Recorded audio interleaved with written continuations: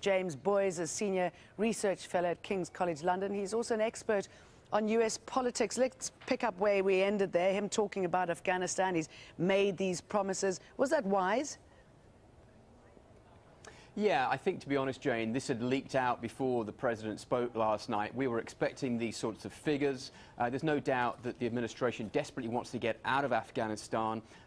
If nothing else, it's a very costly exercise. America has been there for over a decade. And so, you know, this wasn't Obama's war that he started, but it is now Obama's war. He wants to end it and end it quickly. Okay, you say it's a costly exercise. Obviously, the economy was right up there. He wants to reignite it. Is he able to do that with the stance that the Republicans are taking? Or do you think that by appealing to the public, he'll be able to circumvent Congress?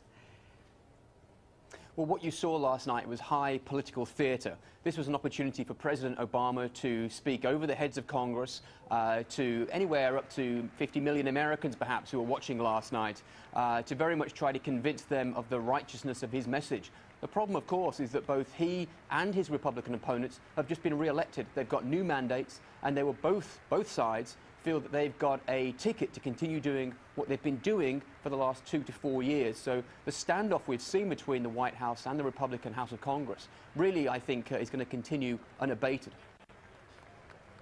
And James, how difficult do you think it'll be to tackle the gun policy? I mean, he was very emotional. It was well received.